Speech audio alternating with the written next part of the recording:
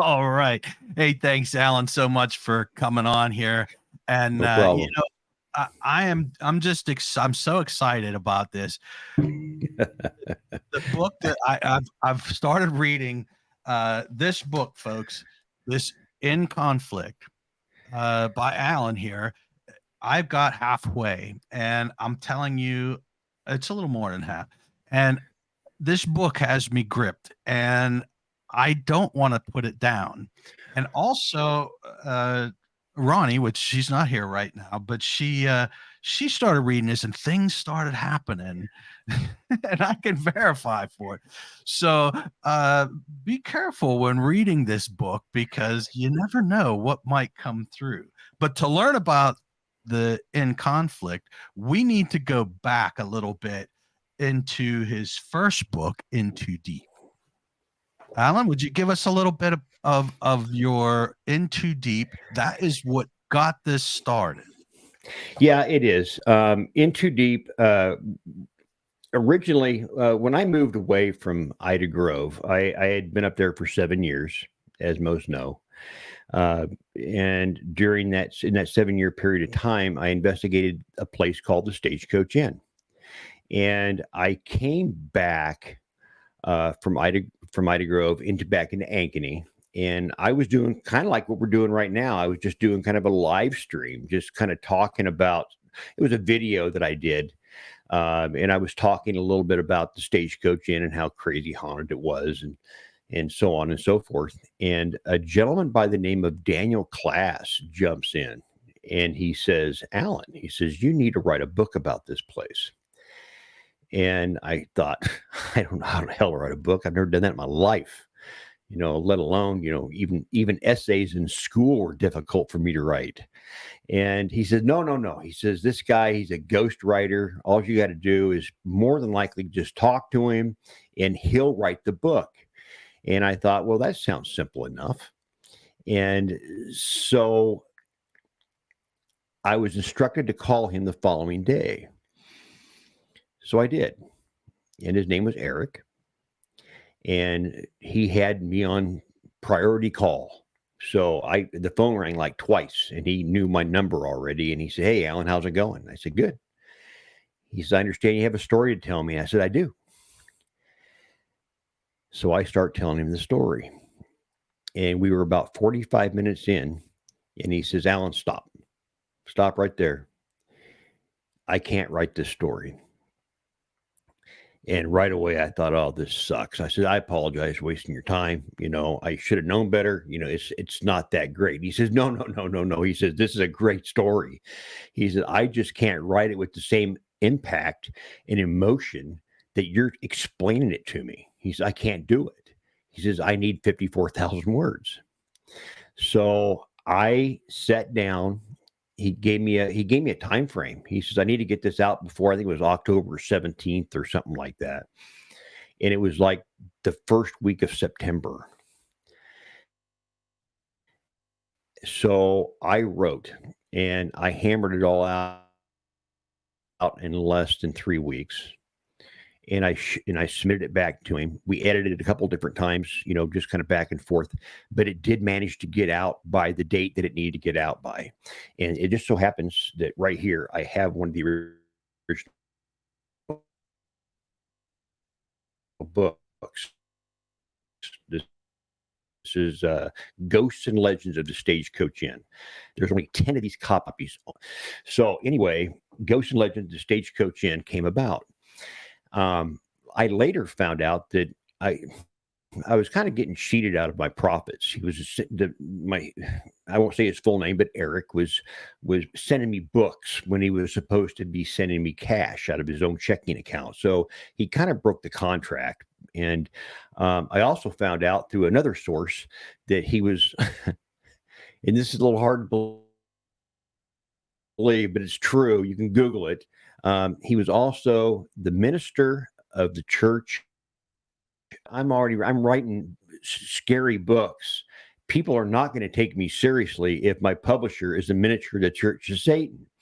And so I dropped him. I say, "Eric, I'm sorry, but there's some breaches of contracts here. I can't continue. He got it. He says, okay, I'm tearing the contract up. So he did. So now I'm looking desperately for somebody else to help publish and rewrite the book, because I just didn't like the way it was presented in some cases. So I got a hold of a publisher in California, and they said, yeah, they said for X amount of dollars, we'd be more than happy to do that. So I got with them and sent them the original draft. We went through an editing process. I took away, added some more, and just kind of back and forth for about a year, and came up with In Too Deep. And that's what I was. There was a great title, because I discovered when I was investigating the Stagecoach Inn, even after all the experience that I thought I did have, I was in way too deep over my head. The INN is a play on words, obviously. In is in Stagecoach Inn, but I was in way too deep. Ever since then, I have called myself now a novice when it comes to paranormal investigating. I thought, hell, I've been doing this since 1982, and there was nothing to it. There was absolutely nothing to it. I was not having any issues, no problems. I was investigating places. I was either finding what I believed was at least some kind of paranormal phenomenon, or it had an explanation to it. It was simple. It was all pretty much cut and dry. And then I found this place, and it humbled me. And I realized that I didn't know as much as I thought I knew, and thus came In Too Deep. And it's a hell of a story. Coyote Chris Sutton, some of you may know him, others may not. He was a shaman. He'd been on a lot of different programs. I think he was on Dead Files, that other adventure show. He was on a lot of different programs, and I met him at a Paracon, and we hit it off really well. And I approached him, and I said, in Coyote Chris Sutton, I said, Chris, I said, can you write a forward? He said, oh man, he says, I really hate to do that. He says, my mother is a literature professor in some college, he says, and I read a lot, and I've had a lot of people come to me before and ask me to read stuff, and they've always just presented me with, I was walking in the dark and something jumped out and went boo, and it scared me. And I said, well, come on, Chris, it's not like that. It's not a book like that. And he said, okay. He says, send me a draft. He says, and I'll read it. And about 2 weeks went by, and he finally comes back to me, and he says, Alan, he says, I'm going to be more than happy to write this for you, this review. He said, you're the first person I've ever met in my career that wore his heart on his sleeve. He said, I've never seen that before. He says, this is so well done. He says, I would say in this book, and he did, that whether you've been doing this for 4 minutes or 4 years or 4 decades, that this is a book that it's a must read for every paranormal investigator. Yeah, that's definitely awesome. I mean, to take your vision and put it into a book and tell your experience, it's something, because as we had talked a little bit ago, experiences is different for everybody. It's having your experience in words where we can actually get a good grasp on what you was going through. That's incredible. Well, after writing the book, I sat down and actually read it.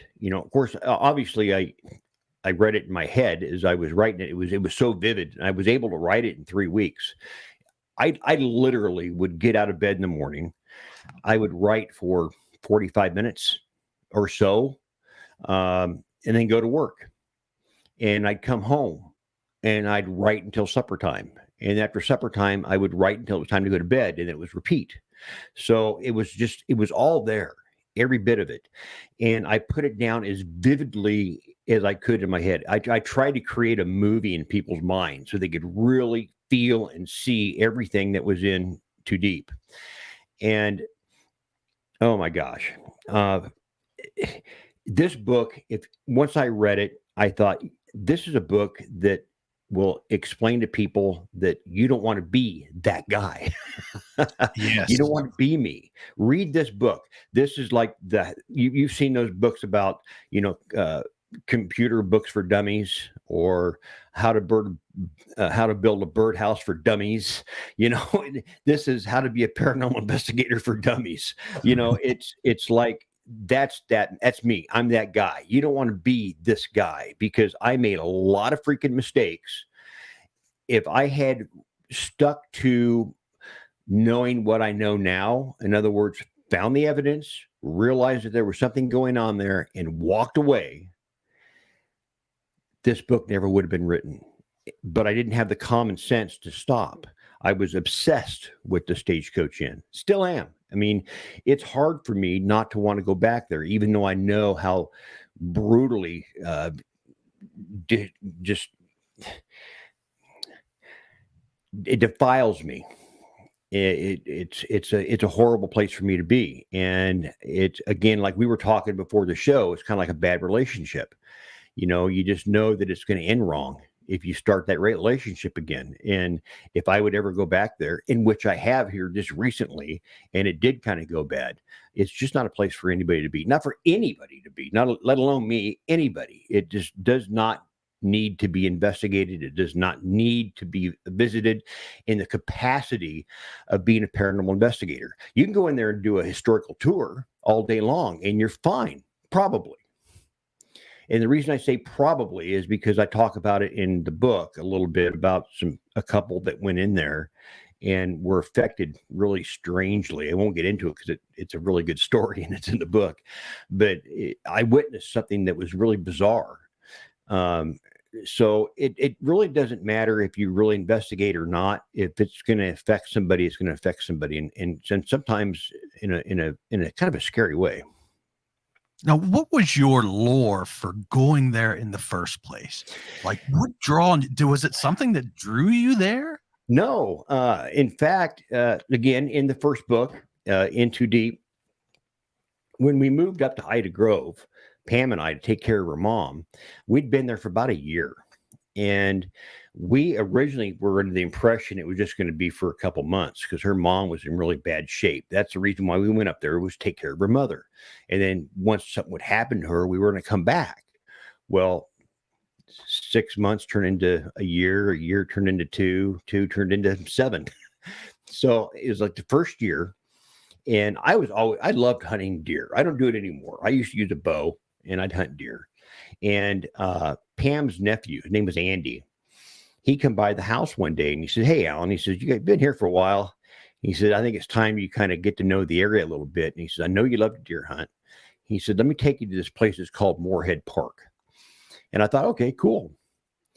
So we jump in his truck and we get into this park and we're kind of driving around, and he's saying, "Yeah, this is a deer trail here, and over there is a bedding area, and over here is, the food plots, and so on and so on.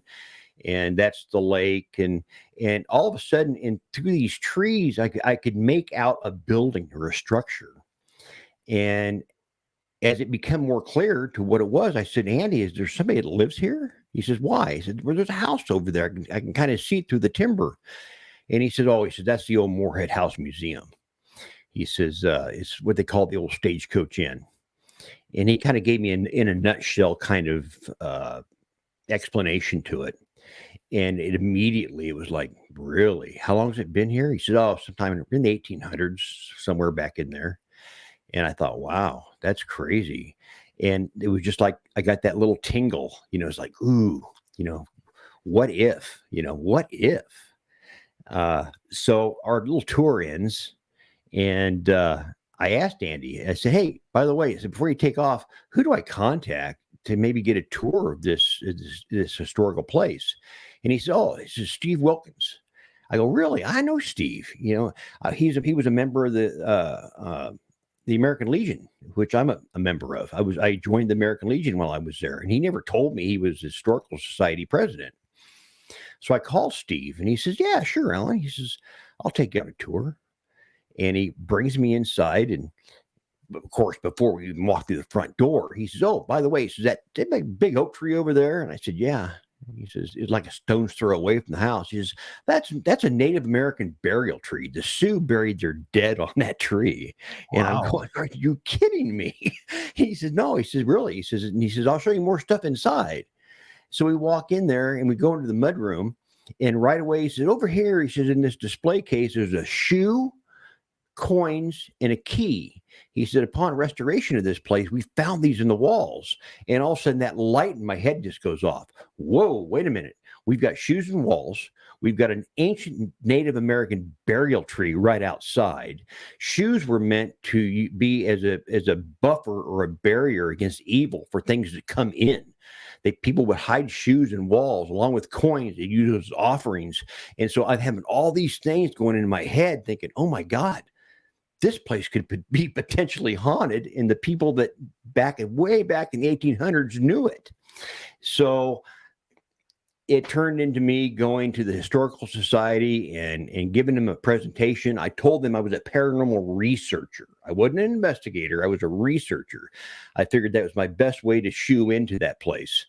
And it worked. They gave me 3 days. And at the end of that 3 days, it's all kind of history from there. If you've read the book or you're going to read the book, that's kind of where it all starts, because it got really freaking weird from that point on.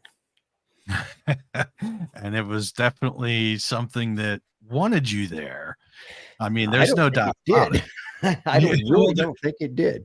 There's no doubt, because it wanted you there for something, because figure you went there and then it kept calling you back. So I think something. Excuse me, I had to get some coffee. That's how. Yeah, it still does. It still calls me there. I think it punishes me for being there, though. It's like a love-hate relationship. And when I wasn't there, I was punished. When I was there, I was punished. One of the recordings, and I've actually got it. Everything that's in this book, as well as the other book, I've got it on video. And it is on the Dark River Paranormal page. If you scroll through there and through all the other garbage that's there, just kind of go to the videos, you'll see a lot of videos there. And a lot of the evidence that I captured is in the book. That place, I believe, houses souls. In other words, it's Native American burial ground, and it was designed for Native spirits to be there. And being invaders of that ground, anybody that's on there is, I believe, doomed to their own spirits and souls to be kept there and bound there. We caught on video one night over the camera's audio what sounds like a child say, "Someone save us." Wow. And it's very, very clear, very, very, very clear. It's not garbled. You haven't got to use your imagination to hear that. It's very clear and out. It's just like, "Someone save us," and it sounds like an adolescent, maybe 13 years old, somewhere in there. Wow. So and I've often thought about that. I thought, oh my God, when I die, am I going to my purgatory going to be the Stagecoach Inn because I invaded that place for so long? It's like, hey, Alan, you know what? You tormented me for many years, and now it's my turn. So I don't know. I don't know. As I say in the end of my book, you decide. And that's how I keep my books, is you decide. I don't shove this down anybody's throat. They can read it. They can take it for what it's worth, and then either move on or say, wow, the paranormal is a scary place to be. And it really is. It's a scary place to be. Now, what you went through all this terror, and you kept being called back. Yeah. In fact, I would go to work when I lived in Ida Grove. I worked at a tire shop. And also part-time job. Get this, I worked at a cemetery. I mowed the lawn and trimmed around all the stones. Some of them going clear back to 51, 56 in that right. Anyway, I would take my lunch breaks from this tire shop, and I would go to the inn and eat my lunch. And then when my lunch was gone, I would come back to the tire shop, go to work. And I would then, after work, go back out there until dark and investigate some more and then come home. It was constantly pulling me back there. Like I said, I was obsessed with the place.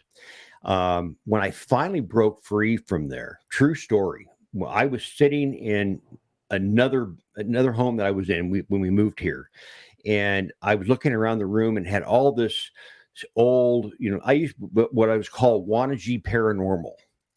That was my team name, so to speak. Wannabe meant spirit or ghost. And I was looking around the room and I thought, I got to get rid of all this. All of it's got to go. And I literally got rid of hats. I got rid of shirts. I had this one gal that made me a really beautiful, it was, what do they call it? Painted with an airbrush. It was a Wannabe poster sign. It was just, it was wonderful. It was beautiful. It was done on canvas. I destroyed it. I threw it away. I didn't want anything to do with that place. I wanted it gone and out of my life completely. I stopped doing paranormal investigations. I stopped everything. I didn't want no more to do with it. And that's when I was talking to Daniel Class and talking about this place and getting the book made. And anyway, during that period of time, I sat and I thought about it. And I thought, the paranormal is just like a dark river.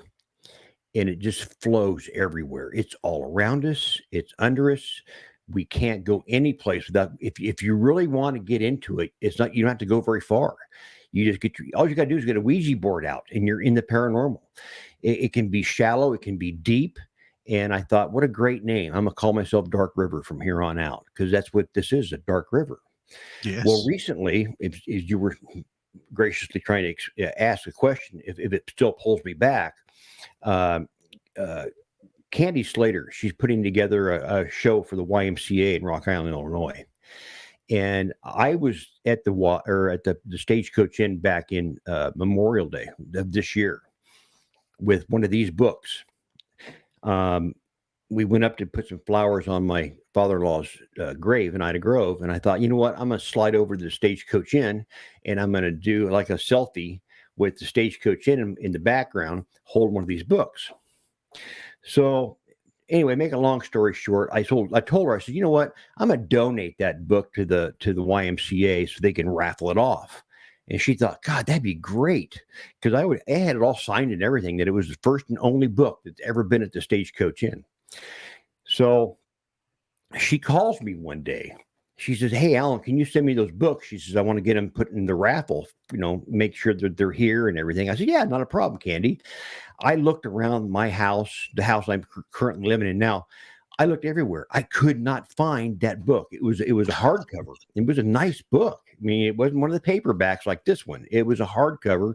And on the inside, it said this book was at the haunted Stagecoach Inn. It was the author, the book, and me all in the same place at the same time, kind of thing.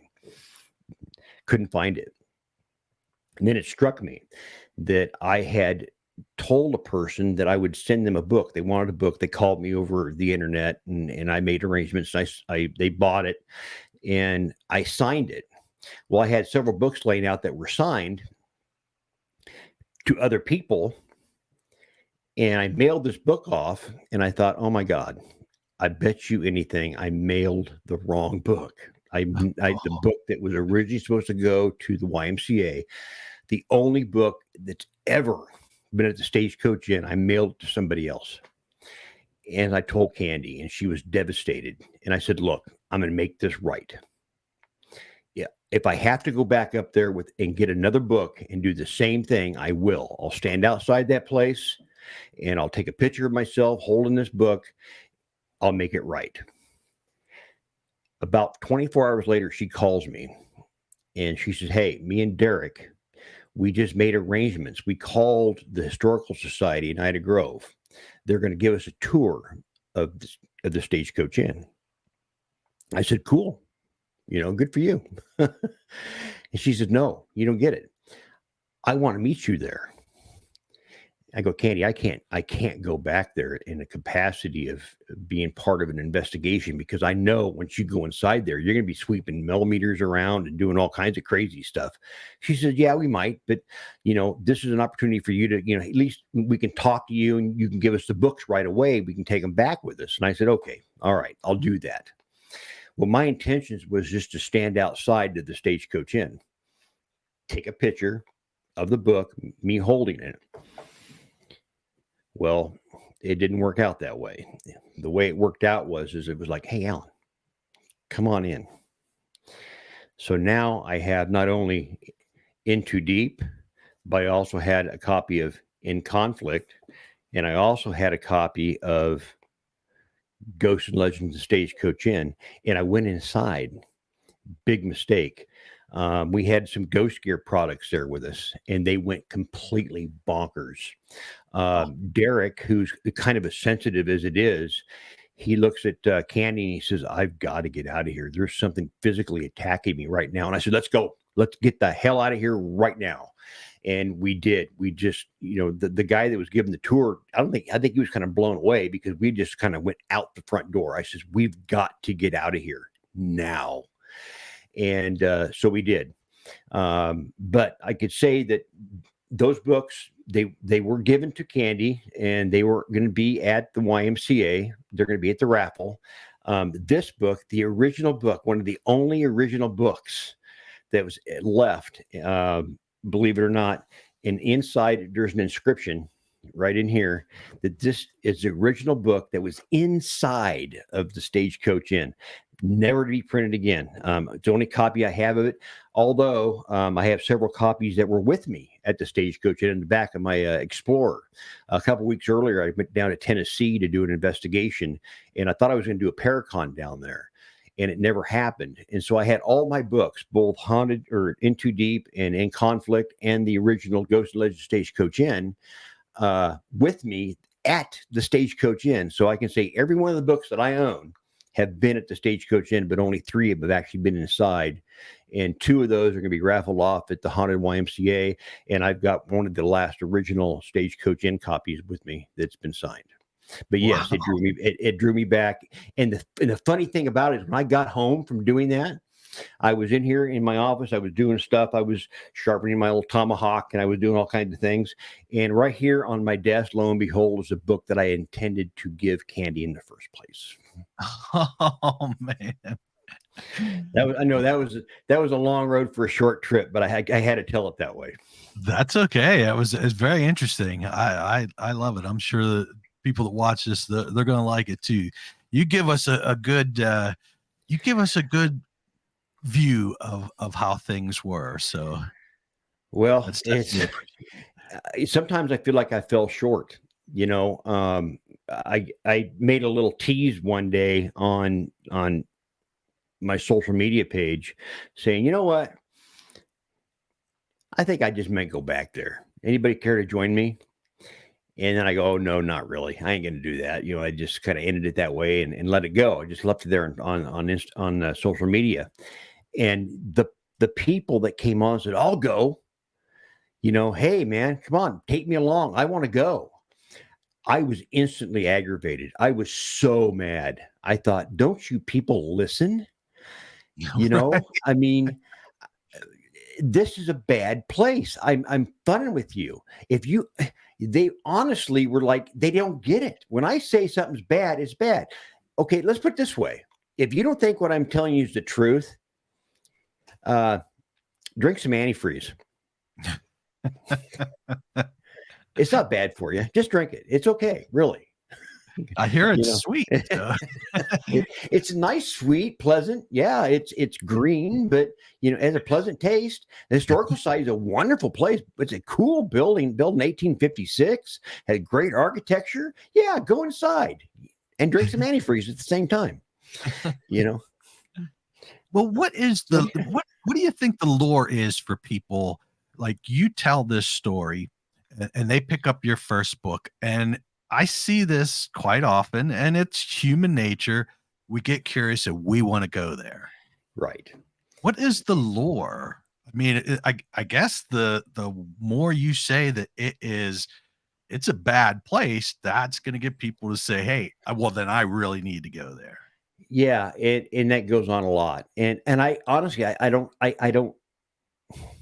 can't put a handle on it. I don't know why.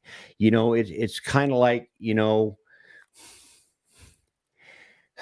be home before the lights come, or the street lights come on as a kid, because Right. bad things can happen. Um, People like to push the envelope. It's not that I don't think they'd believe you, but they just kind of want to just experience it. If you want to experience something, hit your hand with a hammer. It's the same results. I don't know why. It's probably because they've never. All right, let's put it this way. I will not go to a paid location. In other words, if I was to go to Velisca and they say they're paying $500 to get into the door, Right. I'm not going to pay it. It's not that I don't want to go in there. It's not that, and people do pay it. Now, I don't want to do something that I've experienced for free. Right. Okay. I don't want to do that. Why would I want to do that? I've actually experienced a haunting. I experienced something very dark and displeasant. So I think that's the part of the problem is nobody's actually really ever experienced something haunted. So therefore they have to try it. They have to see what I'm trying to explain to them. Well, in all honesty, and we were discussing this before the show, my hell might be different from your hell. Sure. Okay. So, maybe you walk in there, and I had people that did walk in there that said, yeah, this is okay. I mean, there are some things going on, but nothing really bad. Although I had one person that investigated there that got terribly ill. And that's part of the story that I left out for certain reasons. It was a little personal, and I won't really get into it. But it was very personal that affected my personal family life. But this person was affected and was violently ill inside the inn. And I think the one time in 7 years did this inn say, you can't abuse Alan and his family like this. Only we can. You're our target now.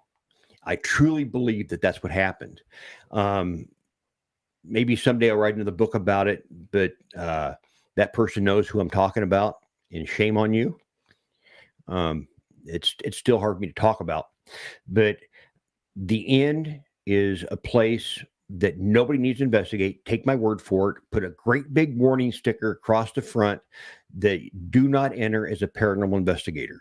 You can go there to learn history, learn about the Moorheads, learn about 1800 living. You're fine, maybe, but don't be poking a paranormal stick into it because it'll bite you. And just take my word for it, please. If I say it's haunted, it's haunted. That should be good enough. That's all you need to know.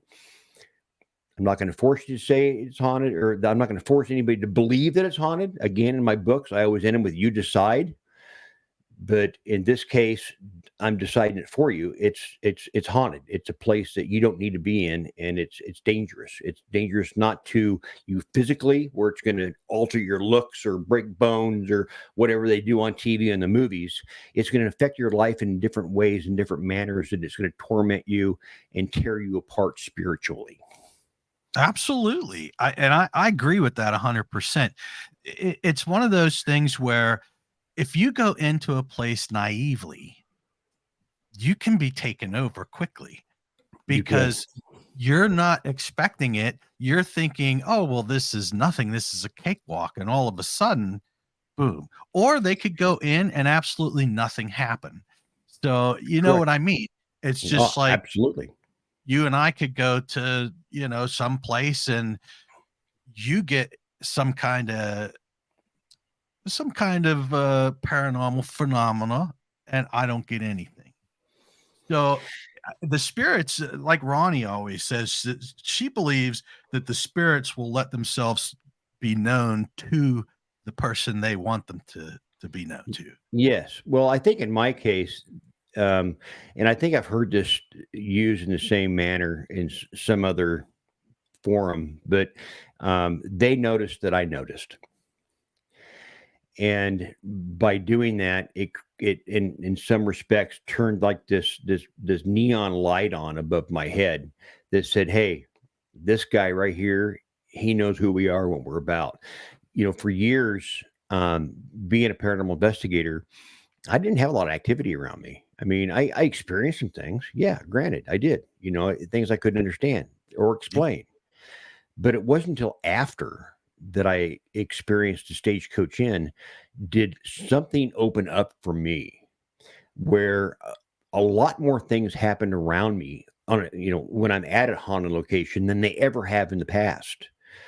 Even while I was investigating the Stagecoach Inn, I had an opportunity to investigate a few other places, and nothing was really. I mean, it didn't stick out like a sore thumb as being paranormal. It was more or less still like it was early on in the 80s for me, but it wasn't until after I left that place and it left that indelible mark in my mind and in my own spirit that all of a sudden I was just like more open to experiencing a location and all that it had to offer, if that makes any sense. Yes, yes. It's crazy, the stuff that here in recent past that I've encountered and that I've been able to capture on video. I've never been able to do that before. I was at the haunted YMCA, and Grant, I have no skin in that game, none. That is probably one of the Midwest most haunted locations I've ever been at, next to the Stagecoach Inn. It hasn't ever affected me personally, but as far as activity goes, it's off the charts. I was in the elevator shaft room, and I recently I posted some videos for another program. Sorry, but it was audio, and I'm in this elevator shaft, and I have the camera that I'm using tonight is a Canon FX205. That's the one you're watching me on.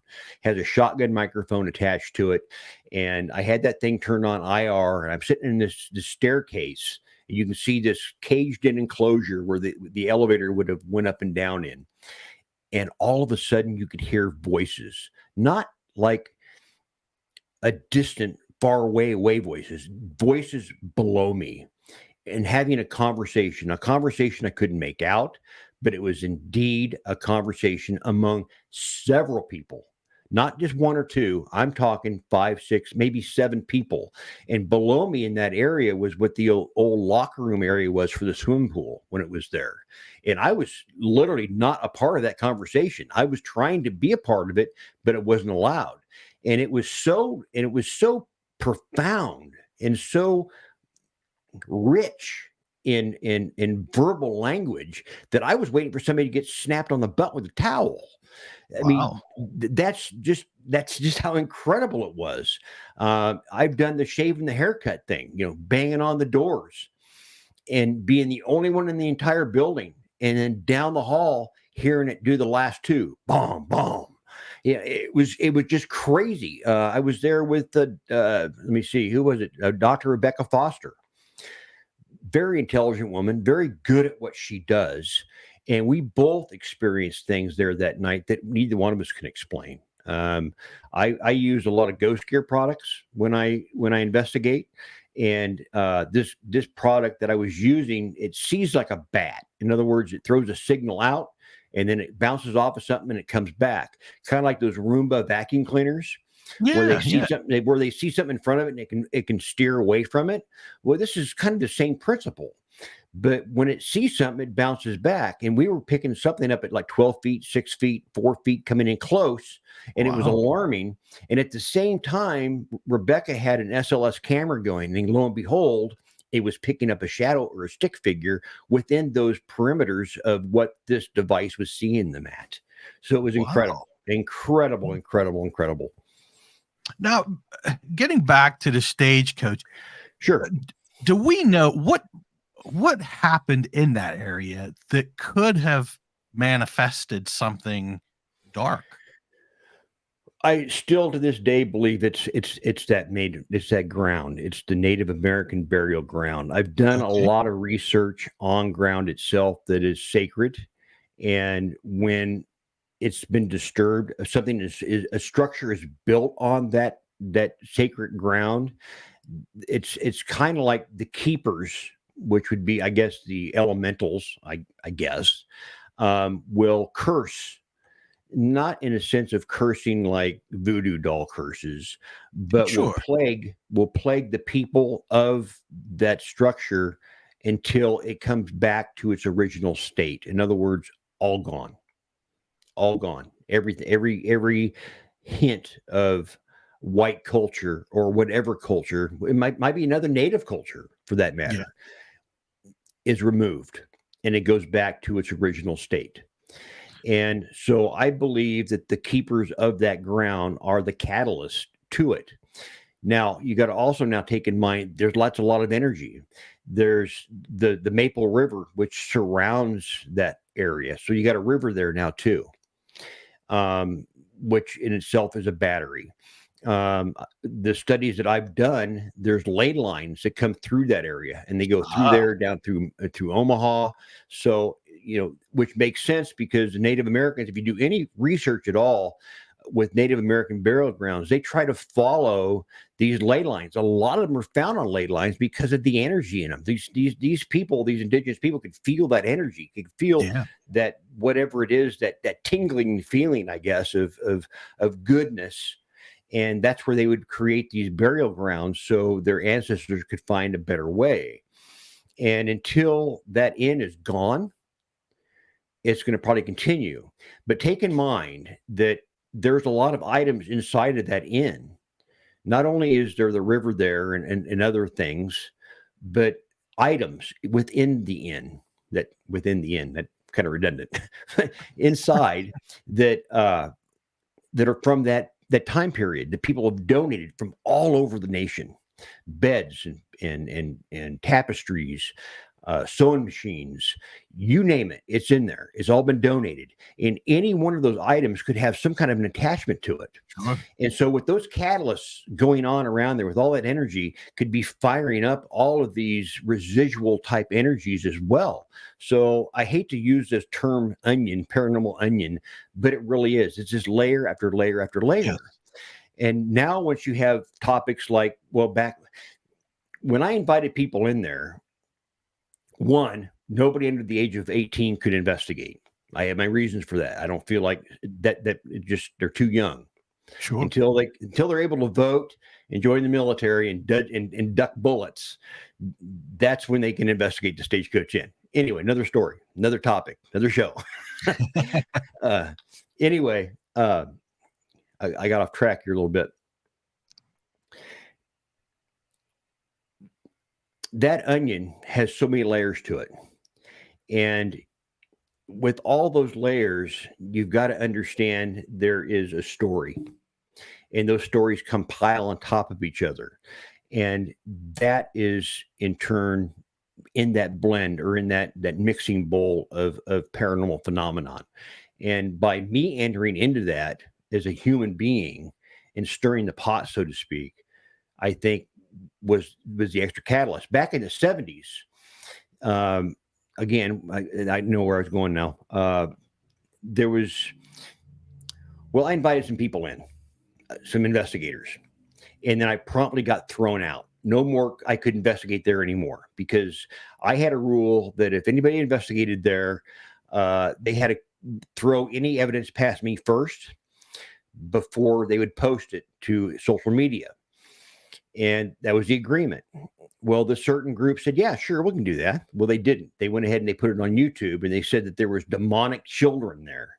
Oh boy. Well, the Historical Society took wind of that, and it's in too deep. I talk about it. And they said, Alan, you got to go. We can't have that. This is our shining star. This is Stagecoach Inn. This is the corner of our community, the keystone, so to speak. Well, later on, they came back to me. A gentleman came back to me and said, Alan, he says, we can't stop you from investigating, but let me tell you why. And it was back in the 70s that there was a group of individuals that found their way into it when it was kind of dilapidated. It wasn't what you see today. and they were in there doing all kinds of ceremonies with pentagrams and such, and they were doing things to cats and dogs and chickens and anyway. So that's another layer, of Satanism that went on inside the Stagecoach Inn, as well as the Oddfellows. Oddfellows had an attachment to the inn. One of the people that lived there was a member of the Oddfellows, who committed suicide on the property. So again, they're just another layer. And so, yeah, it's just, take it for what it is. It's just a bad place. It was a hospital in the early 1800s. The original table that's inside there is like 8 foot long. It was found down in the barn when they were doing restoration. They found the original Moorhead table, the harvest table. So the people that got off the stagecoach would have a place to sit down and eat. That table was not only a table that people ate on, but that room was also the very first hospital in Ida County. That table was used as a surgical platform to do amputations on. Wow. So there's another layer. You have all that energy of horror of having your limb sawed off or thumped off or however they did it. They just piled on. There was no anesthesia back in 1856. They just if you had frostbite due to, your foot was just black, they'd throw you on this table.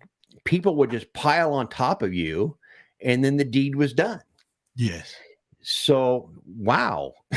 And you just captivated me completely, because you threw me for a loop. I was getting ready to say, what were the indigenous tribes in that area?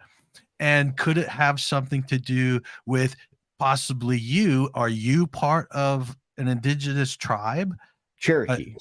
Cherokee. Okay. Yeah. And what was the Indians that were there? Sioux. Did they have like conflicts or anything? I don't think they ever really met each other. But an interesting story to that is a gentleman by the name of Chris Moon. I don't know if you've heard of him or not. He had this device called the Ghost Box, and it was really cool. I mean, this thing, it picked up some amazing voices. Unfortunately, he lost it in a fire, not just recently, within the past year or so. It was a horrible thing. But anyway, he came to the Stagecoach Inn, and he asked the question. He said, "Why are you, tormenting Alan so much? I mean, what is the deal here?" And it came through clear as a bell. This is not the same blood.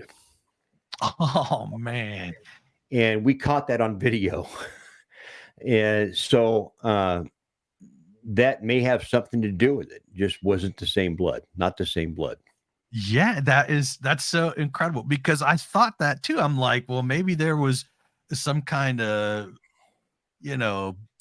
turmoil between tribes, and that's why I asked you, because I thought that you said before that you was part indigenous blood, and I'm like, well, wait a minute, what kind? Could that have something to do with it? Yeah, I believe that has a lot to do with it. I believe that has a lot to do with it when I go to other haunted locations, being indigenous, because maybe it's not the same blood. I don't know.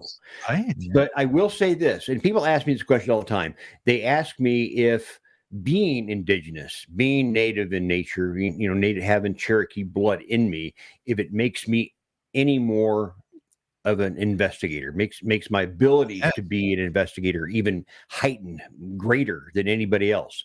No. It has nothing to do with it. People automatically, they go to that strange place in their brain where they automatically think, oh, he's Native American, he's really in tune with the spirits and the spirit guides and spirit animals and all that. It has nothing to do with it. I embrace my heritage, and I use a lot of my heritage their methods of dealing with darkness. I do use those things, but as far as making me a better investigator, no, I don't believe so. I believe that I am more open to things now, not due to my native culture, but due to the Stagecoach Inn. I think it somehow branded me, as I was saying earlier, to recognizing this guy we know him. And I talk about in Conflict, this book, about vortexes. Have you gotten to that part yet? I believe so. That sounds very familiar. Yeah, about the vortexes that move through our nation. And a lot of these vortexes pass through like Edinburgh Manor. They come down through like Villisca, then they go up into the Ida County area. And my theory is that the reason why these things recognize me in other places is because these vortexes are like supernatural highways. These vortexes are thought they can move hundreds of miles from north to south. They're anchored at both ends, but in the middle, they're kind of like a snake and they move back and forth. And this is what causes, in some cases, for one location, one day to be very, very active and another day, not so much. And that's because these highways, so to speak, are being traveled possibly by the same entity. You know, what I seen at the Stagecoach Inn could very well be the Joker that they see it at Edinburgh Manor. It could be the same entity. So they could travel all over the country that way, for all I know. But I really kind of get explicit in the book talking about the vortexes. Sure. Yes, that's awesome. And now, going through all this, and you have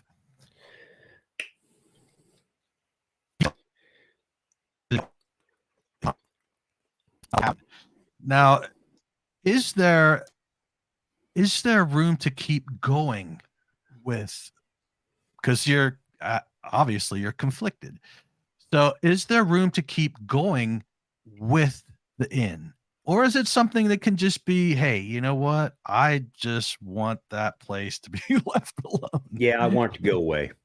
I have been asked many times, would I go back? And I say to people, when they ask me that question, I go, you know what? I go back there about 5 seconds of every day of my life. Yes. But to go back and investigate it, no. I've been down that road. Again, I'm not going to drink antifreeze. I've been there. I've done it. I've experienced it. If I was smart back in the day, I wouldn't have wrote the book. Right. I should have just recognized it as, yes, there's something going on here, and left it alone, because it affected my life in a manner that it's impossible to put in words, evidently, because people still want to go there. Right. I don't understand it. Again, until you actually are haunted and experience what I've experienced, you won't understand. There's no way you will understand. You're gonna think, I can do this. It doesn't scare me. I see these little things on social media all the time. Would you spend the night in this house? Is it haunted? I'm going to ask you that. Is it haunted? Well, yeah, it's haunted. No, I'm not going to spend the night in there. I've experienced it. I don't have to go there. No, that's not to say that I won't do events. Like the YMCA. They asked me to come there, sell some books, talk about the paranormal. Absolutely. And I will, go along on the little investigation, and I will, but I won't. How do I put this? I won't inject myself into the investigation. I'll just kind of lay back and kind of just watch what's going on around me, kind of be part of that little traveling show of people that want to attend a haunted place, but I won't add to it. I'll just kind of be there as just atmosphere. Not that I'm afraid. I'm not afraid. I'm just wiser. Yes. And you said back before the show started that because of this, when you talk about it, even it makes you ill. makes you how did you put that? When you talk about this the next day or so, it still makes you sick. It does. It's like, how do you put this? It's like payback for me. It's like the end saying to me, you know what? You're drawing attention to us again in a manner we don't want to be drawn attention to. Now people are going to want to come in here and poke around and find out what you found and do the same thing that you did. Now we're gonna punish you for that. I Wow. honestly feel that way. And I will honestly, for the next couple of days, even at, possibly after this show, I don't know yet. I really don't know, but I could honestly just get ill, and I just get, I get in a really dark place, very oppressed, depressed. Uh, I've literally have got to pray. I've got to say, please, God, bind this away from me. I can't deal with this, and I physically get ill, or I won't even go to work. It gets that bad. So, I got to be real careful about talking about it too much. I love doing these podcasts, obviously, because I want to sell my books. Sure. But I want people to know that these books aren't just books to read and be entertained. They are an actual learning tool. It's not just for your entertainment. If you really sit down and read these books, you may see something in your life that is comparable to it, and it'll make you assess your life a little more and say, maybe it's time for me to step back from something a little bit. Maybe it'll be that banner that stands in front of you that says, I read something about this once, about this guy that went through kind of something we're going through right now. Maybe we should step back and assess this a little bit before we move forward. If I'd done that with either one of these books, I've succeeded at something in my life. I've actually helped people. And that to me is a good thing. The Stagecoach Inn, therefore, has become something good in somebody else's life by warning them ahead of time not to get in too deep. Now, do you feel that possibly you have like an attachment? Because some of the things that you've described sounds like, I mean, you get ill, like sick, this constant trying to pull you back. It's almost like an attachment. Yeah, it is. I talked to Father Reverend Lopez. He's an exorcist, a good friend of mine. He's been on Haunted Hospitals, a few other shows. We talk a lot. And he said that at one point I did have an attachment. He says he has no doubt. He says, but now he says, with me finding Christ again, and and keeping Christ in my life, I've kept that attachment at bay. But they know me, and they watch me all the time, and they can get into you, and they can get into my subconscious. And that's what is playing with me. And that's why it's easier for me now to remove it than it ever was before in the past. With a simple prayer, Father Lopez gave me a prayer that I say on occasion that does help. Believe it or not, folks, you can take it for what it's worth. But when you're investigating, drink a lot of water. Not just because you're going to get dehydrated, but water is the blood of God. And it will help you on an investigation for those reasons. Drinking water, what is the living water? Jesus Christ. Yes. And I believe that solely with all my heart. Yeah, that's, you're absolutely right. That I think that this thing had attached itself to you, this entity or entities attached themselves to you and just kept giving you, they just kept making you suffer, like you said. It did. And it still does. If I would give it a chance, it still would. That's why I've got to steer clear of it. You read the first part of the book, and how a gentleman by the name of Jim Martin, good friend of mine. I adore this man. He's taught me a lot about videography, sound, all kinds of things. I mean, that's why I bought these fancy cameras. But he was one of the main players in this book that really pushed me hard to go back and reinvestigate the Stagecoach Inn. And so there was a lot of different players in this that I believe were being coerced by the Stagecoach Inn in order to get me back there. They were like pawns in the game, so to speak. And the whole book in conflict, people might think, well, the conflict was within the inn. Well, the conflict is about the inn, no doubt. The conflict is the inn. But if the conflict itself is going back to the inn, it's everything that's involved in the paranormal, the narcissism, which runs rampant. Yes. In the paranormal. Narcissists go to hell. I'm 63 years old. I don't give a crap. Right. If you know, to me, they are, how do I put it in the book? Narcissists are what I say, the cesspool of self-gratification. Yep. And you're right. You know, dealing with those people, you know, that was part of the reason why I didn't want to come back in.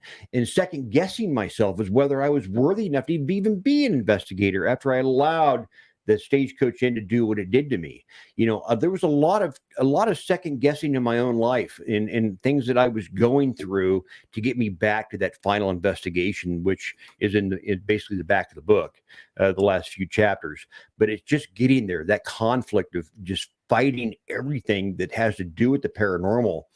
And I try to touch on all the bases, everything from presenting evidence to circles of different people and people that'll stab you in the back. And it's all in there, folks. If you're a narcissist, you will hate this book. Read it, narcissists. Read it. Go for it. You're going to see your face in there. I don't mind saying that. Again, I'm 63 and I don't care. Right. Now, let me ask you this question. This is a question I have to ask because of everything you've been through. Do you regret ever going to that Stagecoach Inn?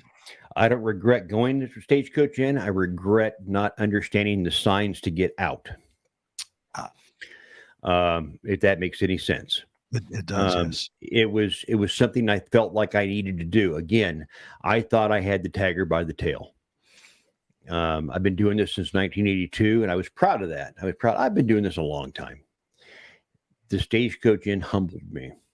It made me see that I wasn't who I thought I was. I now call myself a novice when it comes to paranormal investigations. I don't know what a paranormal expert is. Show me one of those. I posted. I think I posted something on Facebook the other night. You know what? I mean, what can an expert like make a ghost manifest right in front of you? I mean, you know, what is an expert in this field? I seen a post. I don't know. It was on one of the social media pages. I won't use their name, obviously, but see so and so expert in the paranormal, and it was like one of the flyer like you created for this show. It says, come aboard and see and visit with experts such and such as we examine the paranormal tonight. And I thought, expert? Really? Just because they were on TV makes them an expert? Come on. That's right. I know people. I have met so many people in my lifetime that if I was to call any of them expert to be them, just because somebody made it onto TV does not make them an expert. It just makes them lucky. That's right. And I think that's where my thing was when I went on about my post earlier. Yeah. It wasn't a shot to people that did get their fame. That's not the issue. It's the other little things that get you, you know, the backstabbing, and not from them in any way. I know people that are way up there as well, and they have been targeted as bullies and things like that as well. Yep. And you know, it's just one of those things. It's I don't know. Definitely I don't. Yeah, it's a whole nother show, brother. You know, I mean, we could go on about that whole topic for hours. Yes. But at the end of the day, guess what? None of us are going to really know what this thing's all about until we're dead. And then we're dead. Right. Are we going to really care? You Right. know, And I was all I just know getting ready. is with all the fighting and bickering that we do amongst ourselves, and it happens on a daily basis, for those people who are not in the paranormal and are on the outside of our little bubble looking in, we look like a carnival of out of control monkeys. Yes. And I've said this many times, that mountain that we're climbing, that mountain, that paranormal mountain, it now, with all the fighting and bickering and narcissism and who knows what more than another person and all this kind of bull crap that goes on, it makes that mountain we're climbing steeper and the Yeah. summit even further away Yes. from trying to from actually maybe discovering something. In all the years that I've done this, I haven't yet to see anybody come forth with anything that explains how this works. The only thing is, I think I said this in my post, the only thing I've seen come forth in the past 40 years is new paranormal devices. Yes. How do they work? In fact, I'm gonna talk about that post just for a second. People create things all the time. Metal detectors, for instance. Okay, metal detector, it finds things under the ground, things we can't see with our own eyes. But that detector has been calibrated to understand the properties of that metal. So it Yes. recognizes it. It can see it. It can say, here it is. This is its weight. This is how big it is. And you dig it up and you find it. Now you have it in your hands. But it took science in some manner to figure out how to calibrate this device to do that. How in Yes. the hell did anybody calibrate a device to find a ghost if we don't even know what the hell they're made of? Yes. And that's definitely a good thing, because REM pods, meters, even though they detect electrical magnetic fields, they Exactly. think we are energy, apparently, Mhm. and we can set off those meters. But those meters were not intended, they're unshielded, and they're so sensitive that any piece of equipment really can set them off. Exactly. And Yeah. You can and use an that ohms is the meter. that's the thing. Yes, yes, you could. And that is the big thing in the paranormal, is a lot of paranormal investigators that claim they have no idea exactly what these devices do or how they No, work. they I don't. believe it's all because it's seen on TV, they're going to replicate it. Right. And we all know who Bill Chappell is, right? Oh, yes, yes. Okay. If you ever looked at it, and this was brought to my attention from the guy from Ghost Gear, Robert Walzak. He says, Alan, he says, have you ever looked at these? And I'm not verbatim. I'm trying to remember exactly how he said it, but Sure. you'll get the drift. On the back of all of his devices, there's like a sticker or some kind of a disclaimer that says, and get this, for entertainment value only. Sure. Sure. Yep. And That's on the back of Bill Chappell's devices. He doesn't even believe in ghosts. The yes. guy doesn't even believe that ghosts exist, but he gets thousands and thousands of dollars in creating devices that he says is for entertainment value Right. only. So And take it from there. These go ahead. I think that's by design, because he's not trying to market it as something that is guaranteed to detect ghosts. He wants you to Right. know that it's a tool to help, but you know, don't put tons of stock in it neither. Exactly. You know what? The best instrument that's out there, as far as I'm concerned, is yourself. Yes, absolutely. Honestly, when the hair in the back of your neck stands up, and we all have that built-in fight or flight. Yes. That's inherited over millions and millions of years of evolution. You know, um, in fact, people say they see things out of the corner of their eye. Yes. They see movement. That is from millions and millions of years of evolution. Back when man was walking on Earth and there were saber-toothed tigers around, and man had to dip his head down into a pool of water to get a drink, their peripheral vision is what saved their lives. Yes. that was, in fact, if you look at some topics on peripheral vision, your peripheral vision is actually better than your forward vision. It truly, your forward vision actually sees, and you can digest what you're seeing, but Right. your peripheral vision is actually better than your full on vision. Google it. It's true. So Wow. when people do see things out of the corner of their eye, there could be actually something there. So we can be our own best instrument. These Sure. other devices basically are just telling us that something in the environment has changed. Right. That's all it's doing. And that's when once you start getting these devices that beep and flash and do all the different things that they do, in my mind, that's when it's time to get out the digital recorder. Yes. And start interacting with whatever might be there, and try to get 2 and 2 to equal 4. Yes. By using what your devices have shown you and what your digital recorder is telling you. And then you might be able to draw some kind of educated guess to what is in that environment at that moment in time. That's absolutely true, because I am firm on saying that, that Mel meter could be going off because a solar flare happened 5 hours ago and it's now just getting here. So Exactly. but most people will jump right to the ghost thing. It's definitely a ghost. That Right. strip of lights that moved, that's motion censored, they went off because it's a ghost. There could be a million different things, but what you said about the EVPs, I find is probably the most compelling of plausible evidence, because where did the voice come from? Exactly. Where does it come from?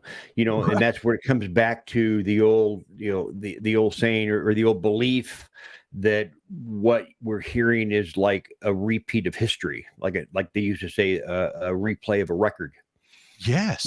Maybe you're just somehow drawn into that little loop, that portal that you happen to be a part of for a moment in time. And you're picking up on something way back, and maybe it's connecting with you. Hell, maybe it's going, did you hear that voice? Yes. Yes. It could be the same thing on the other side, for all hell I know. Right. And we're both kind of looking at each other saying, did you hear that? And we're going, do you hear Yes.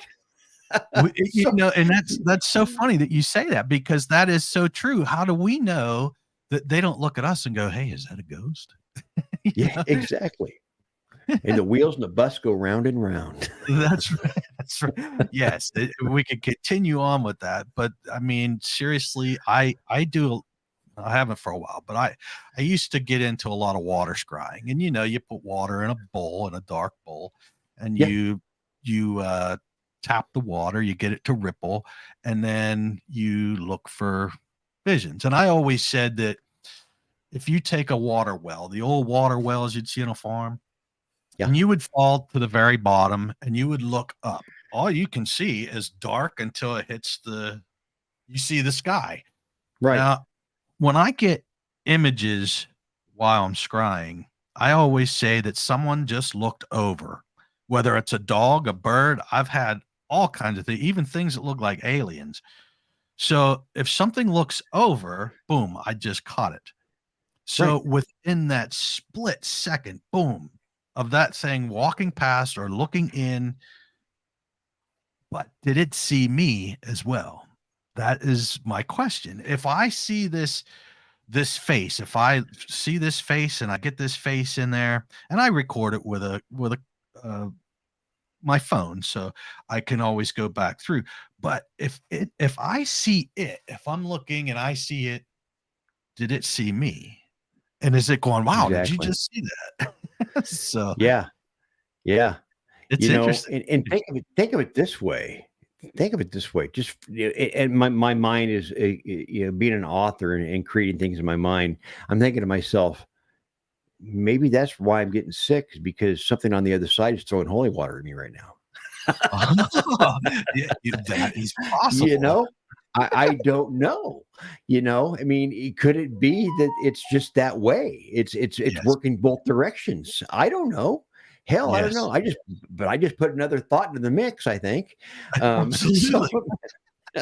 Because I mean, religion has a lot to do with it as well. Oh, There's absolutely. people in religion, they don't believe in ghosts. When you die, you die. In fact, I believe it says that in the Bible. When you It die, you're does. dead. Yes. So people are obviously they're curious and they're like, well, wait a minute, there has to be more than that. We're not just going to be resurrected to help fight the good fight.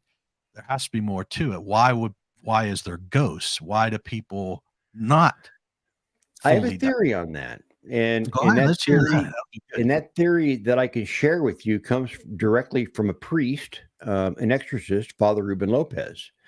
And he explained it to me like this. He says, Alan, he says, there's a chasm that is between heaven and hell. And we're kind of in there somewhere. And when we die, we go to one or two places. We either go to heaven or hell. Either way, we can't cross either one of those chasms. Once we're in heaven, we can't come back. Once we're in hell, we can't come back. The only thing that can cross a chasm is something that was never human in the first place. Now, he explained to me that, back before or just after the stars were created, was there an uprising in heaven where Lucifer was cast out by God and Michael was thrown out. And God made this pact with Lucifer and says, look, you can have all the souls you want. The ones that don't abide by my rules, you can have, and you can do with them whatever you want. That is your kingdom now. And Lucifer says, fine, that's great. Great idea. I'll do that. But now Lucifer, he has his own troubles, just like God did, where God had people that were kind of revolted against him that he had to cast out. Well, Lucifer also has people that rebel against him, and they call those rogue demons. And those rogue demons want to do their own thing. What they want to do is they want to torment man. Even though Lucifer says, we can't touch them, God says we cannot hurt his children in any way. Right. These demons, his demons, they go, you know what? I don't give a shit what Lucifer says. I'm going to go across that chasm and I'm going to find me a human that I can screw with. Yeah. So what happens is they find people that are either weak in Christ, or they find somebody that's really down and in a dark place already. Maybe they've lost a loved one. Maybe they lost their Aunt B. And one day this demon's kind of floating around, and they're every place. They're always watching us. For some reason or other, a glass gets knocked over for some unknown, unapparent reason. It just happens. And somebody says, oh my God, that was Aunt B. I know it was. And now this demon goes, oh, here's an opportunity for me. I am going to slide into Aunt B's shoes. This person already thinks Aunt B's here. And I'm going to make them think that it's Aunt B. I'm going to make them think it's a ghost of Aunt B.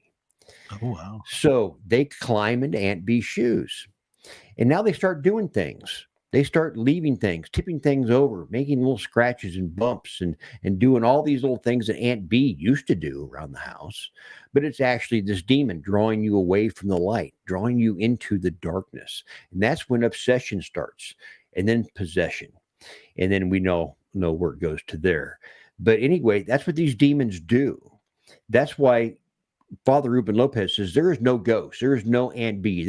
If somebody would tell me that my dad was here with me, I'd be very angry. My dad is in heaven. He's not here with me. Not here under any circumstances. These EVPs and these things that happen in haunted locations are not those that used to live there and reside there. It's demons that have taken possession of that thought that we want to believe in so much. That's how it was explained to me by a priest. It's not my own thing. But it was made very clear to me, and it made me think. I thought, boy, that really makes sense. That would explain a lot of why I was going through such a dark place. I would do smudgings there in Moorhead Park, and never really feel any better. I mean, I felt somewhat better, but not great.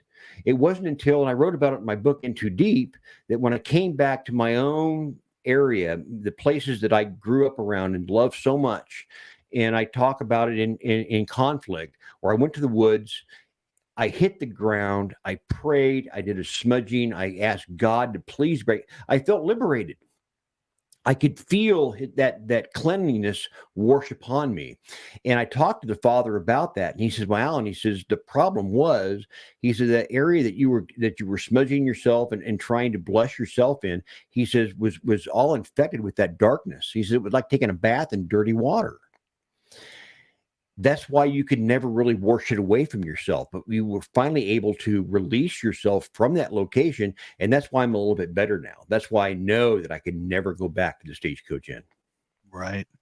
And that makes perfect sense as well. And I thought maybe it could be because we know we're going to be judged, and people get scared and they're like, whoa, wait, I don't want to be judged right now. I'm just going to kind of hide out, So, Right. it's very hard to tell. I mean, but if you think about it, what, especially with your heritage, your background, what did indigenous cultures believe in? Because they didn't have God as we know God. Well, no, well, yes and no.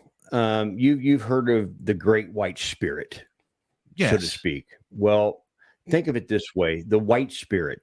All right, when Moses went up on what was it, Mount whatever? I forget. I'm terrible.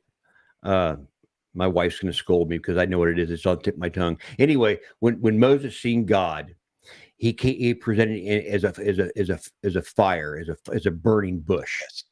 He was bright. Well, it could be that the indigenous people seen the same kind of thing. It's just not nearly recorded like it was over. I mean, there was real writing over in the European areas. Afghanistan and all that whole place. There was writings of Moses. Well, here there wasn't really any written language with the Native Americans, but God still knew that he had to make himself present, and he makes himself present in a manner in which people understand. So they seen it as a white spirit, as a great white spirit, and it probably maybe presented them as a light. And most cultures in Native American culture believe in an upper world and a lower world and a middle world. They were in the middle world, which would be present where we're at today. And the lower world and upper world is heaven and hell. The Cherokee Indians, and you can look this up if you like, the Cherokee, when they were introduced the Bible, when they were introduced the stories of Jesus Christ and the disciples and how the world was created and about God, they were the first out of all the tribes to accept it, because the beliefs that the white people were presenting to them mirrored their own beliefs so closely that they were able to grab onto Christianity a lot quicker than any other tribe. Oh, wow.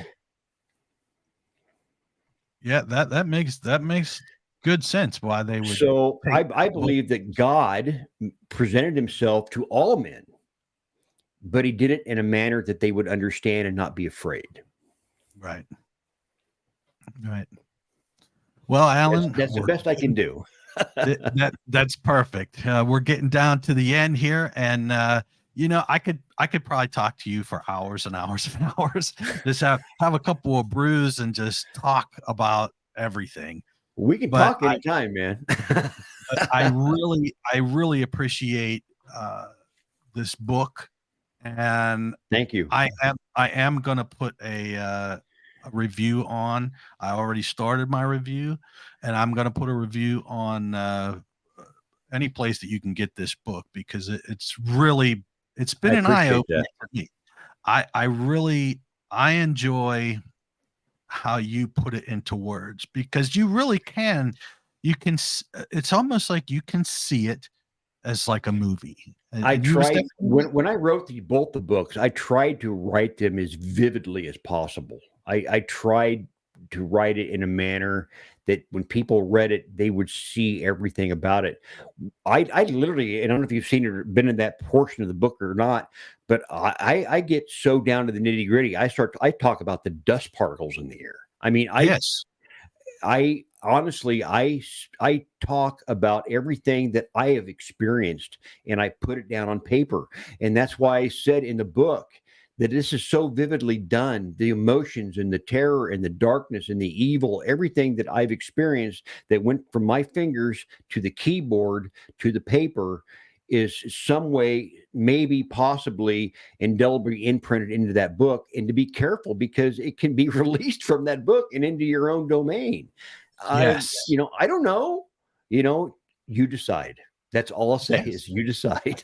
And it makes sense. I mean, we had some stuff that happened to Ronnie, and it really, I believe that things can travel through somebody. You've used your words and your thoughts, and I believe that can transfer from you to your words, and those can come out to somebody.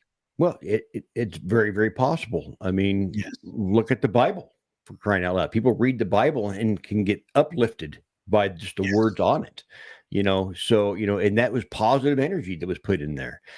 In both Yes. these books, it's not so positive energy that's going into them. And it's pretty dark in some places. And I Right. would hope people read it and would not just read it for the entertainment value, but like I said earlier, to maybe learn something from it and say, again, I don't want to be that guy. And I would tell everybody, walk to the beat of your own drummer. Don't pay any attention to what everybody else is telling you how to behave and how to do. Do it for yourself. Do it because you want to do it. Don't do it because you think it's what somebody else wants you to do. If you have your own idea about how to approach something, use it. Don't just be a head nodder. I don't like head Yes. nodders. Don't be a head nodder. Walk to your own path. Yes. I know you want to cut this short, but real quick, it's kind of like I talk about it a little bit. Detectives, solving murder cases. They have all of their certain methods of solving a case by the book. Occasionally, they bring in a psychic medium. They go off that trail. They go off that path to find another avenue to discover an answer or to come to a conclusion. So it's important that you do the same thing. Sometimes you need to go off that path to find another conclusion, another way to come up with an answer. So if somebody else says, "Oh, you're crazy. You don't want to do that. Do it this way. This is stamped in stone on how you're supposed to conduct yourself." No. Be your own person. Be who you are to yourself. Be your own. And it'll Yes. make you a great investigator. I promise. Yes. Now you had mentioned some equipment in that book. Did you invent that piece of equipment? The MAGD, yes, I did. Okay. All right. It not I can't say yes I that I wasn't gonna did. say the name, but Yeah, you it's the did. MAGD, the multiple apparition generating device, the MAGD. There's been other devices out there kind of like it. It generates a lot of EM, and I also incorporated into it uh, a little diode. So I used to be in the security business. I've been Okay. in security systems, and we would put this. It was a device that if you got too close to like a vault, or you got too close to a glass case with jewelry in it, it would pick up that static of our bodies, and it Oh, would cause yes. a trouble. It would cause a trouble to an alarm. So a security man would know, oh, somebody's getting a little too close to that case. We got to back them up. So I used that technology and I put it into the MAGD. And the reason I did that was because this thing puts out so much EM that as soon as you turn it on, if you're within 12 or 15 foot of it with a K2, your K2 will go off. If you get Ah. within like 4 foot of it with a millimeter, it'll start getting signals. You put a millimeter too close to it, it'll blink a millimeter out. I mean, just nothing. It'll smoke it. Wow. So what I did was I put this diode in there that picks up static charge.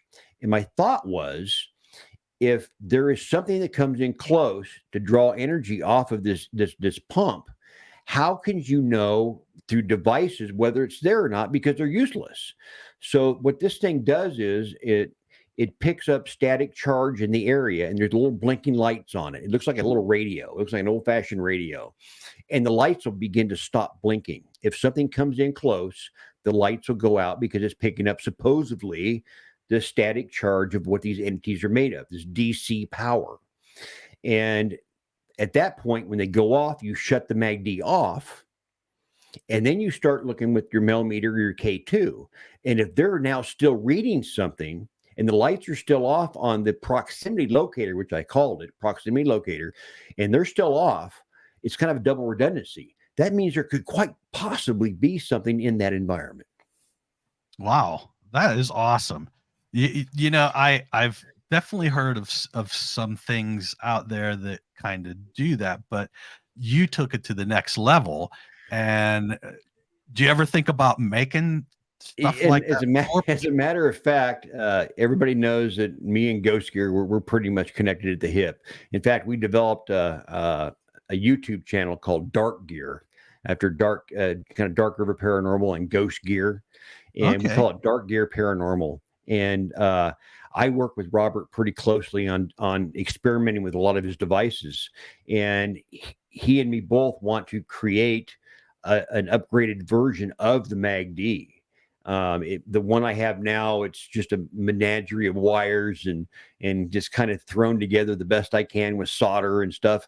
He wants to actually create a board and make it a usable piece of equipment, make it something solid that, people can trust and not have to worry about maybe bumping it into something too hard, not working anymore. Right. Because mine it's a wooden box with a couple dimmer switches on it and some LED lights, but he really wants to clean it up and make it into something really, really useful. Not that it doesn't work right now, it does. In fact, when I was in Tennessee, where I used it just recently, I was with a guy called Kalani, the ghost hunter. Yeah. He came to that location we were investigating, and I had my hat off because I was using headphones, and we had this thing turned on. And fortunately, we had the camera running. My hat was sitting on a table next to the MACD, and guess what happens? My hat gets thrown off the table. I kid you not. And he was like Kalani was like going out of his mind. He had never seen activity like that before. And I haven't in the near future myself, or near past. And it was pretty cool. We got a lot of really cool stuff that we captured down there with Ghost Gear products. But getting off the story a little bit, yes, we do have it in the works at some point. Ghost Gear and I are going to try to develop a MACD. It won't be cheap. it won't be a cheap piece of equipment. I feel that if it does work, I don't know, but in theory, it works great. I've had some positive results with it. I had some really positive results at the Stagecoach Inn with it. I had those proximity lights go out for almost 2 minutes. Wow. And I have never even experimenting. I usually take one of those plastic grocery sacks and kind of shake it, and kind of rub it together to build up a static charge, and then hold it over the box when it's on, and the lights will go off for like 4 or 5 seconds, then it come right back on again, because obviously it can't hold that charge that long. Right. Or a balloon. Even a balloon will do it, but for a very brief amount of time. These lights went off for almost 3 minutes. Wow. And it was like something was sitting on the chair that MACD was sitting on, just drawing energy from it. And I will say, from that point on, things went completely sideways on that last night at the Stagecoach Inn. And you can read about it in Conflict. Well, I tell you, when I was reading about that, I was like, what is this piece of equipment? I'm going to have to ask him. And yes, I think that could be a game changer. I've actually got it nearby if you want me to show it to you real quick. Yes, absolutely. All right, I'm going to walk in front of the camera. Just hang on a second. Yeah.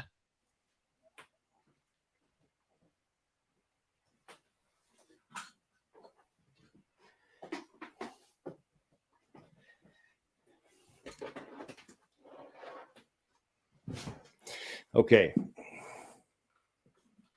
This is the MACD. This is what you see.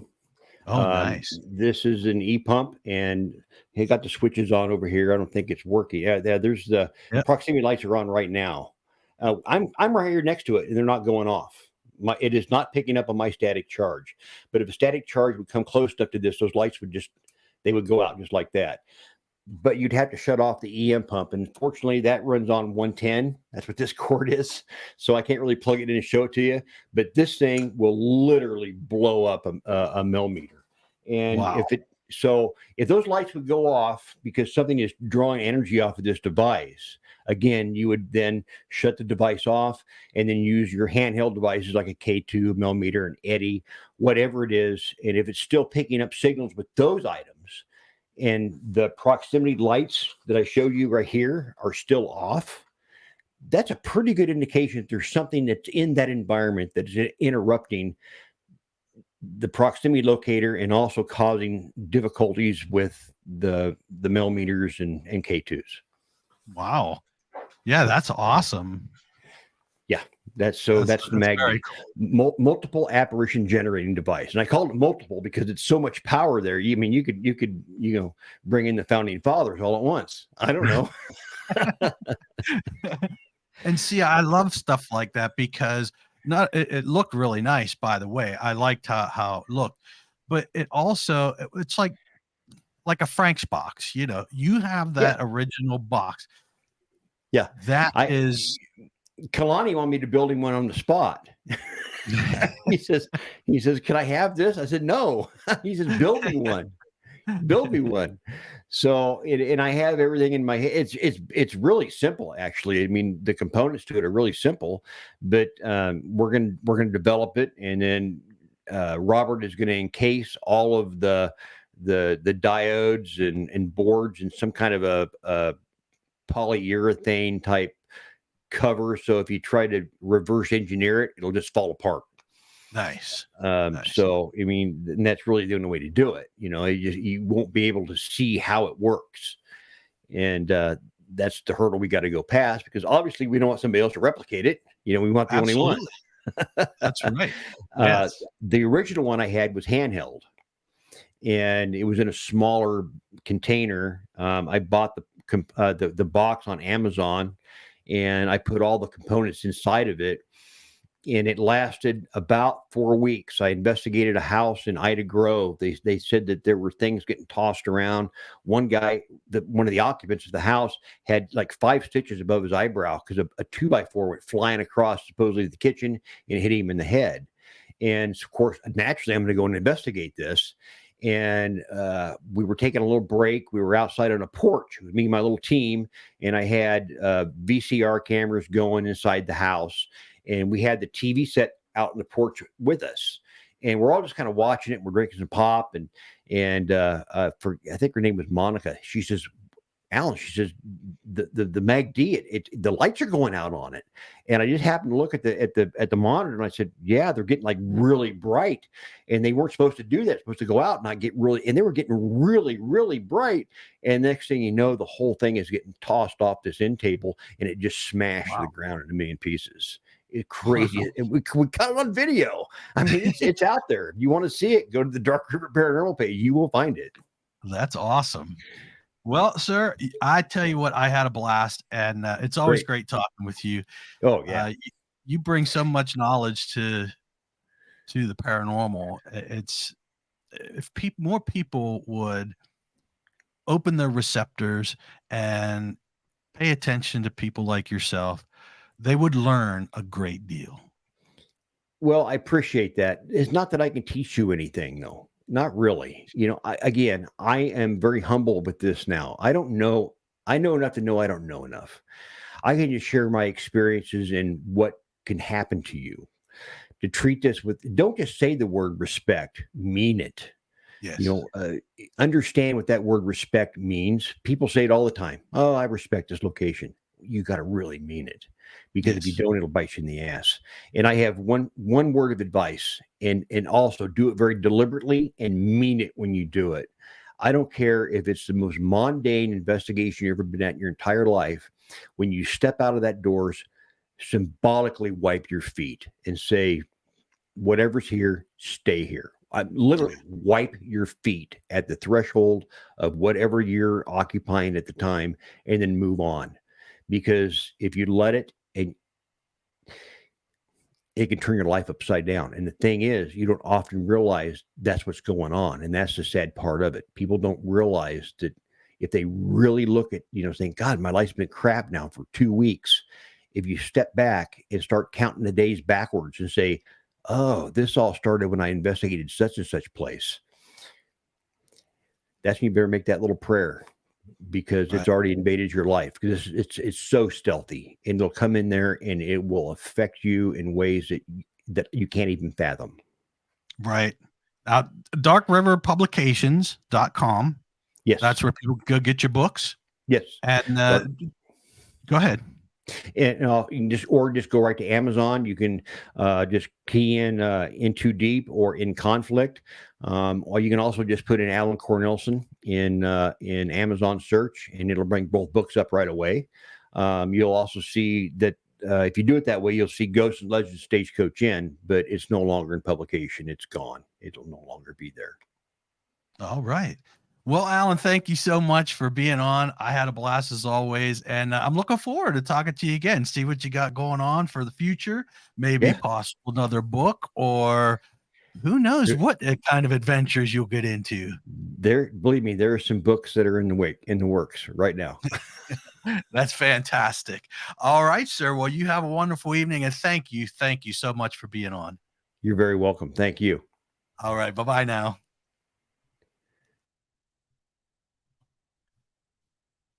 Well, there you have it, folks. Alan is a great person. All you need to do is read this book. You're going to be mind blown. I'm telling you, I am definitely this book is it's really good. It's going to keep you captivated. All right, folks. Thank you so much. And we hope to see you on the next adventures of Paranomaly Podcast. All right, bye-bye now.